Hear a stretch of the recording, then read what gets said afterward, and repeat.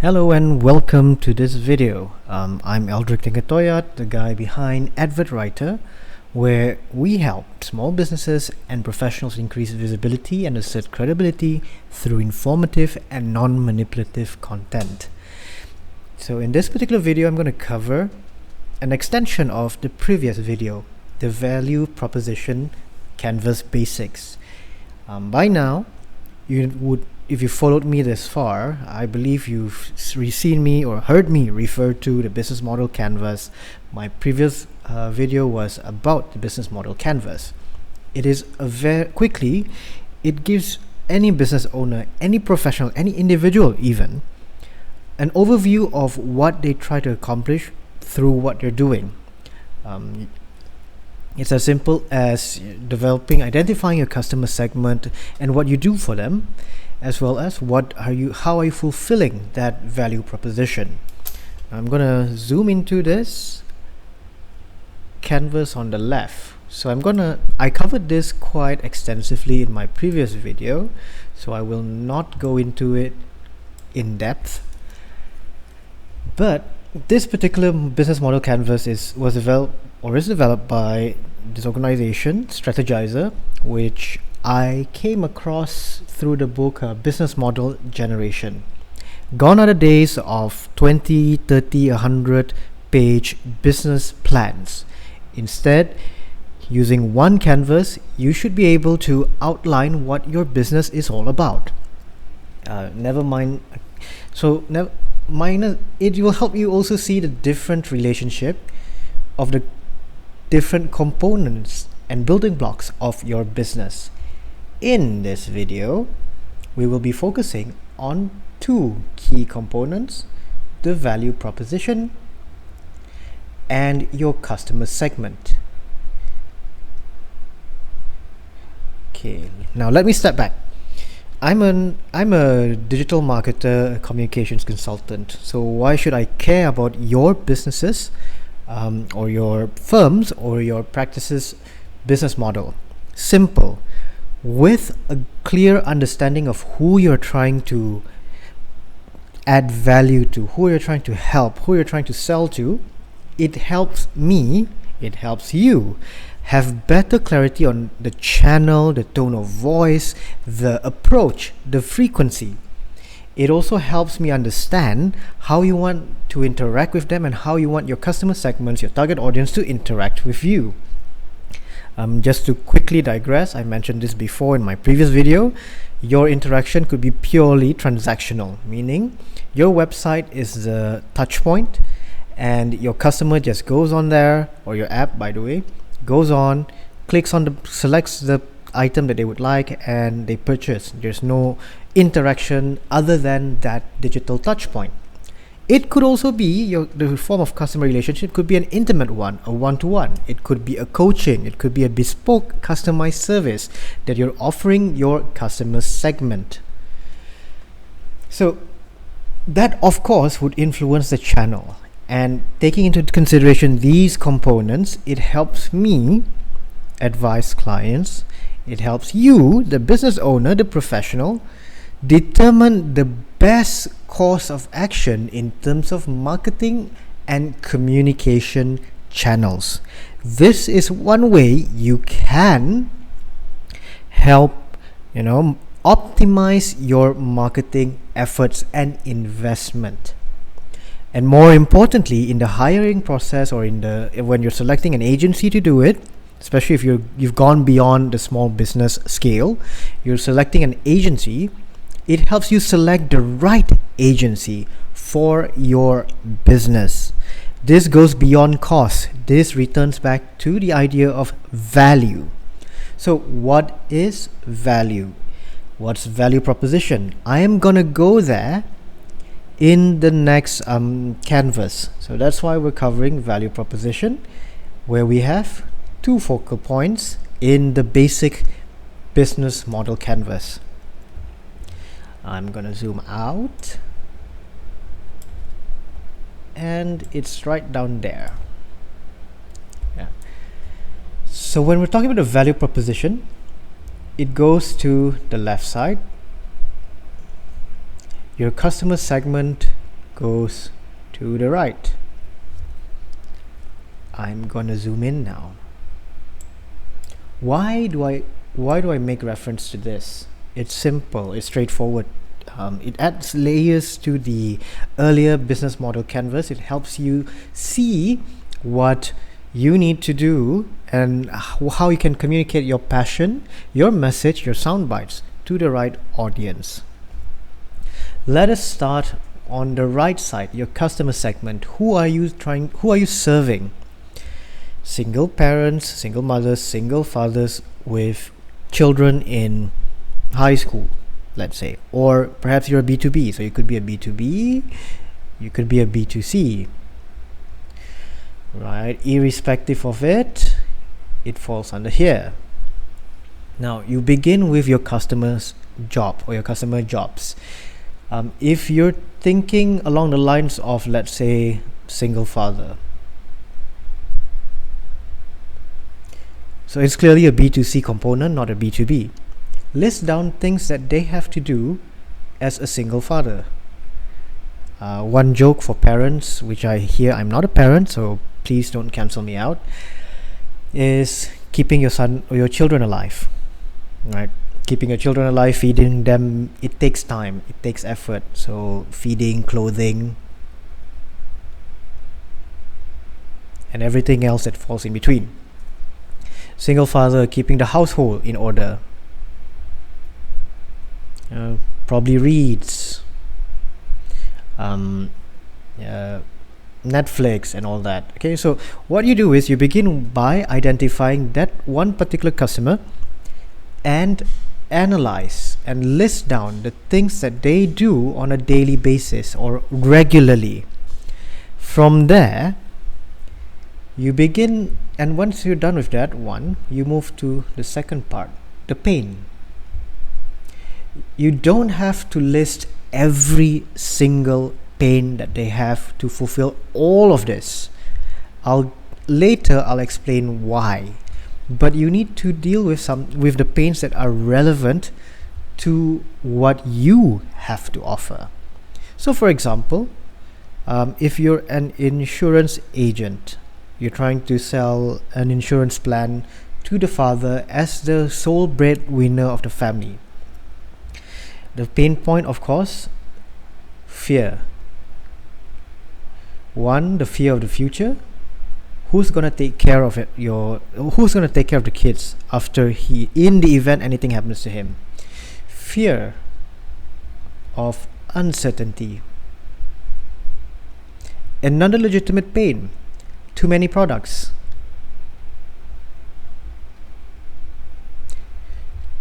Too little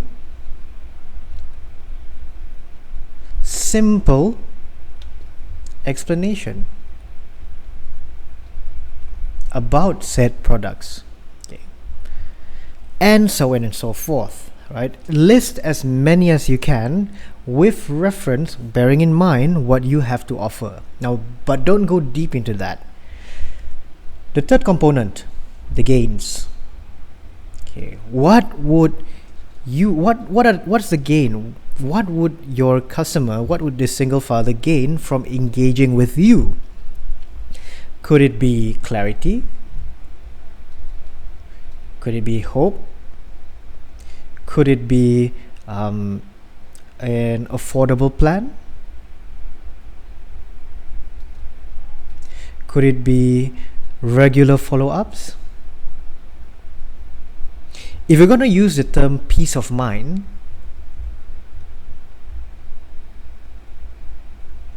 I would highly urge not to use such a blanket term, but outline what constitutes peace of mind. So for example, if using this example, the fear of the future, the fear of uncertainty, too many products, overwhelmed, too little simple explanation. There's a lot of stuff out there. Your target audience is drowned by information, overwhelmed by information, and there's that paralyzing fear of he may not know what he's going to do in the event of an accident, God forbid, on him or on his children or on his other dependents. So peace of mind would be you'll be there checking in on him regularly. You'll be there. You encourage him to have your number on speed dial in the event anything happens. You've coached. Your coaching could be part and parcel of the peace of mind, coaching your client through the process and all that. So this is your customer segment. Now I'm going to use my example, advert writer. My clients or my ideal customers are small businesses and professionals. When I say professionals, I mean solopreneurs, agents, insurance agents, real estate agents, lawyers, accountants, small businesses with a headcount of probably less than 50 people, 20 people or less, right? And they do a lot of stuff. They have to run their business, they have to do the fulfillment, they have to do documentation, no doubt they have to do marketing, they have to close the business, they have to close the sale, not the business. You have all the inventory, the stock tag and what have you. The pain point with respect to digital marketing or content marketing is that it seems overwhelming. There's so many things to take into consideration. You have SEO, you have the alphabet soups like CPM, CPR, UTCs, and God knows what other jargons out there. There's a difference between WordPress, hard-coded, customized, plugins, this and that.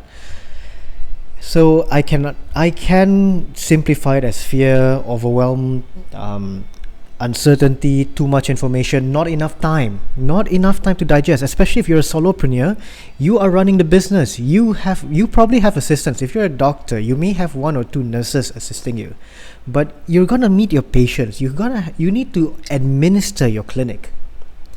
Where and how can you get the time to sit down and properly think through your content plan, your digital plan, while keeping it within the legal framework?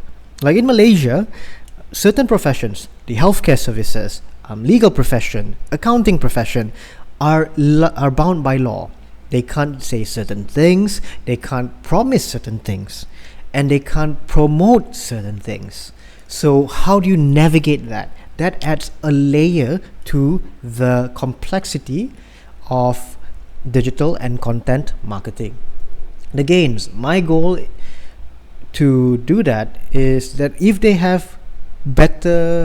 do their marketing, they would have that consistent rollout of content. They would have targeted advertisements or I wouldn't say advertisements, it depends on which organization you're referring to.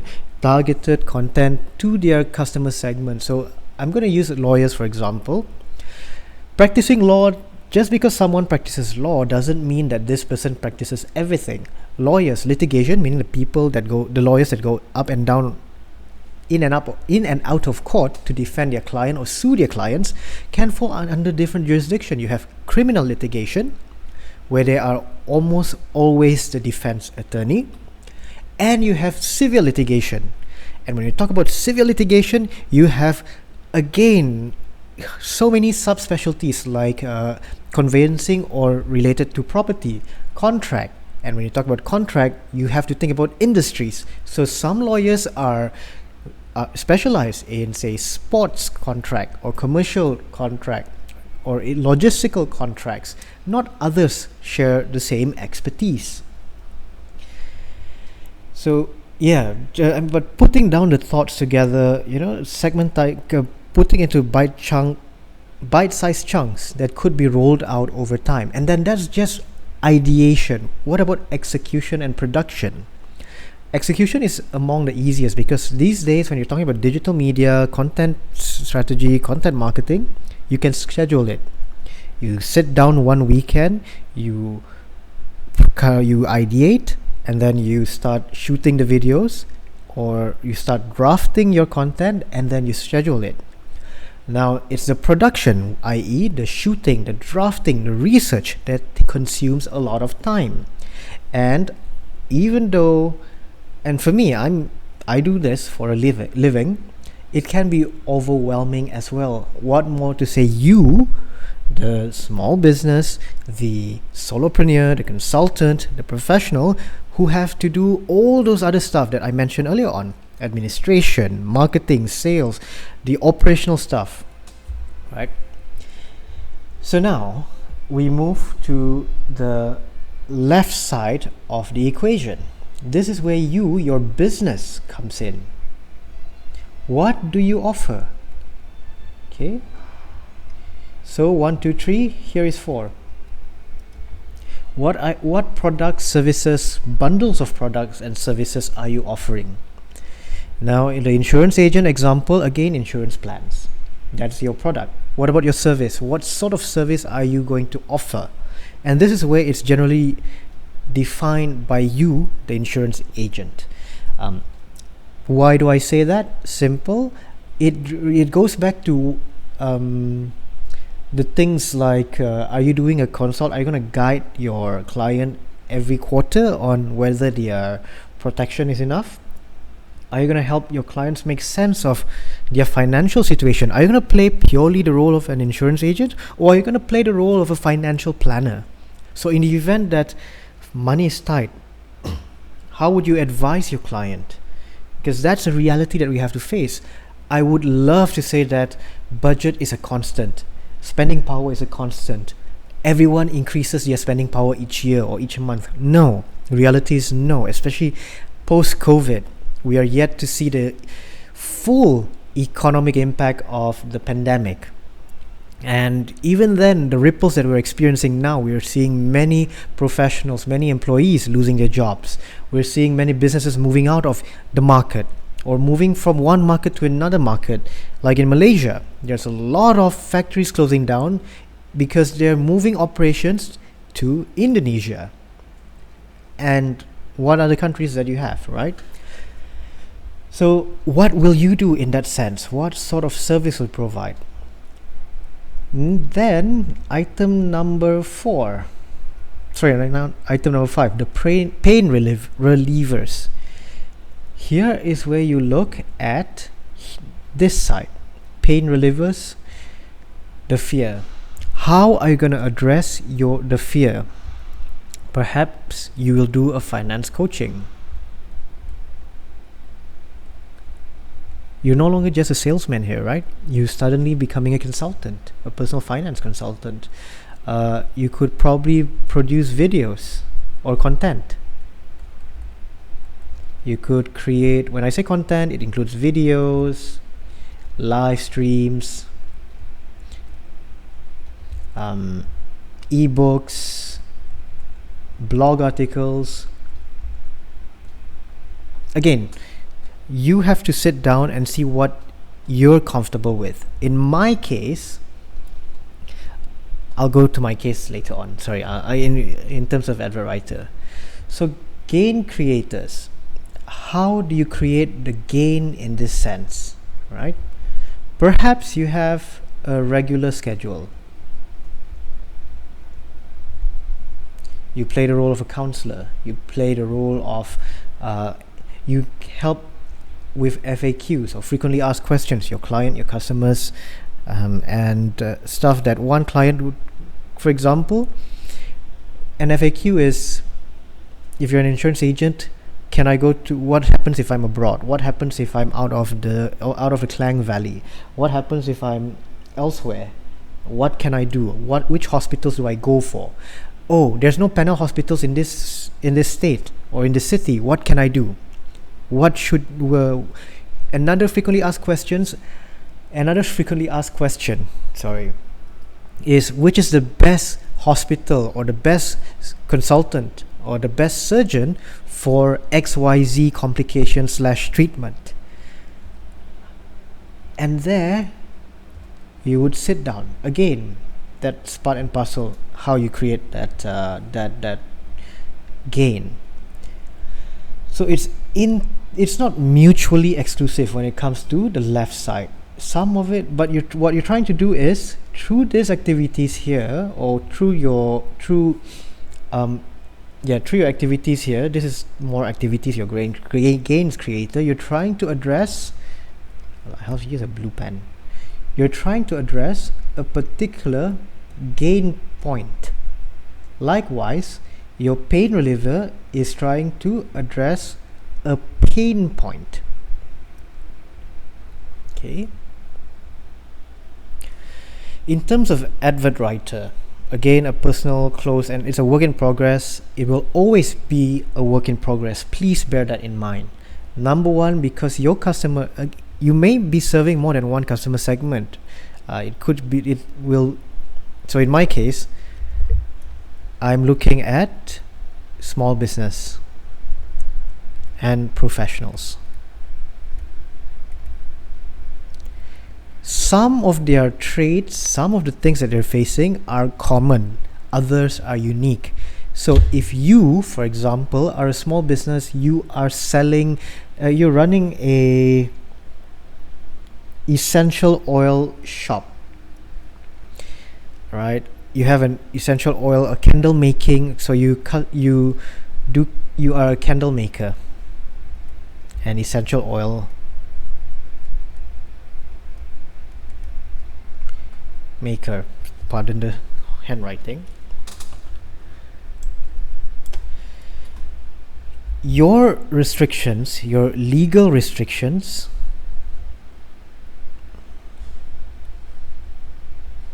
are not as extensive as, say, a doctor or a lawyer. Both sets need business. Let's be realistic. You need new business, you need customers, you need loyal customers, returning customers, you need advocates, you need brand presence. But the legal restrictions for candle makers and essential oils are different. Essential oils and candle makers in Malaysia, you're allowed to blast ads 50% on Shopee. Go through the various social media networks or the social media advertising network like Facebook ad network.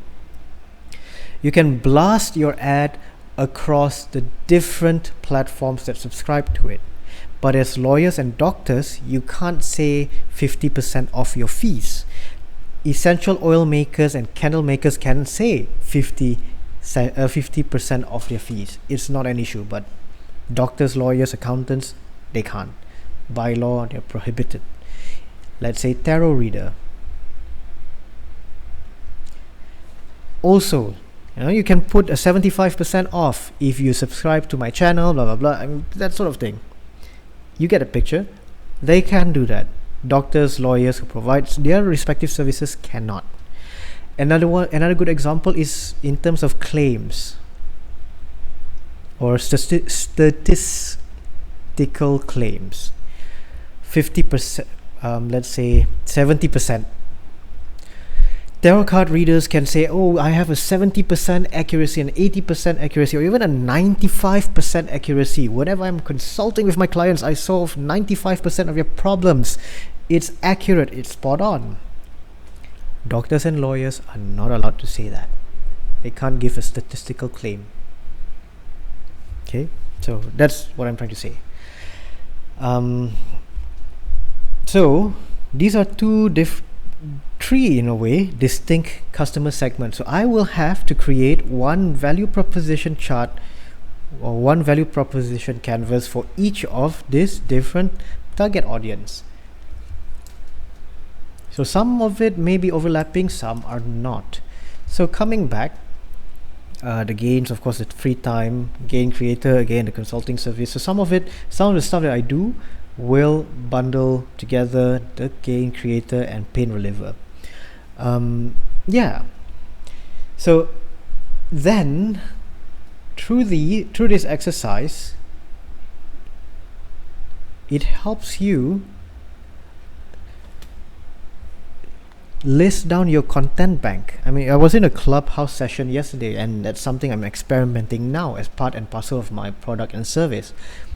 In my previous video, I said I'm going for a freemium business model, meaning I provide my consultation for free, generally for free for now, but I get paid by premium customers pay me for proper, customized, bespoke consult and guidance, right? But generally, I would see it more of a 90-10 rule. That's my business model, generally speaking. I mean, on the surface, top line. So so it's copywriting, it's data analytics,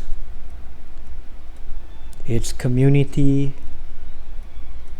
analytics. Sorry, I steer away from community management.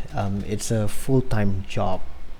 It takes a lot of mental patience, mental durability. It's not that it can be emotionally taxing as well. I mean, think of it like your customer service centers, but digital. So coming back, right? This would feed into the earlier canvas. You plot it there. So identify what your key value proposition, where the intersection happens. That is your value proposition. I need to use green. Okay. Whatever the intersection is, the overlap, that is where your value proposition lies. And that's when you bring it to this section, i.e. the middle section. So again, when you do this exercise, when you run this little exercise, you will realize that even if you're an insurance agent, you're not selling insurance. If you're a unit trust consultant, you're not selling unit trust. If you're a lawyer, you're not selling legal services. Legal services would be an enabler to what you're trying to do. So allow me to pivot before I conclude the video to share something I listened on the Ogilvy Consulting podcast a few days ago. Well, the podcast itself is not new, but I stumbled upon it quite recently. There are three stages of customer experience. The first one being the commodity stage. So this particular example uses the idea of a birthday cake, right? Commodity example is that mother buys the ingredients from the shop, goes home, mix it up, and starts creating that cake, baking the cake, and doing it themselves. After that, you have the cake.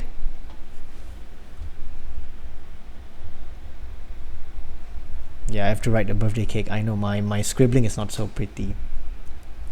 Next comes the service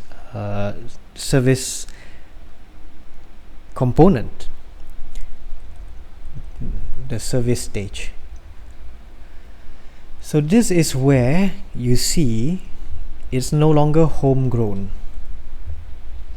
Instead of doing it at home, what you're doing is you go out to a bakery and buy it. Once upon a time, bakeries were not common because people can do the stuff at home. Likewise, restaurants. Once upon a time, restaurants are finite. Of course, you can throw in the spending power and all that, but the idea was I can cook at home. It's a commodity, so I go to the grocery. Service is the bakery itself, the restaurant. Finally, this is where we are currently, the user experience. So coming back, you want to throw a party, the parents want to throw a birthday party. They, in the first stage, they buy the ingredients, they cook, they bake the cake at home, and they throw the party for the children. The second stage, the parents go to a bakery, buy the cake, throw a party at home. The third stage, the user experience, the parents engages an event planner where the cake is free of charge, where you get a free cake. That's the example or the analogy used in that particular podcast. So in your case, what are you trying to solve? Again, this is a question that goes back to your value proposition. It goes back to your customer segment. Who are you trying to serve? Notice that the cake is the recurring theme here, the cake and the birthday party. But what are you trying to deliver? And using that in your value proposition, it's tied back to your business model canvas, which will later be used to guide your marketing communication activities. So, thank you very much for watching this video. I do invite you to smash the like button, share this with friends, family, and people who you believe would benefit from knowing this. If you want to arrange or schedule a personal consult, feel free to scan the QR code, or you drop me an email at aldric@advertwriter.com. Thank you very much. Have a great day ahead. Bye.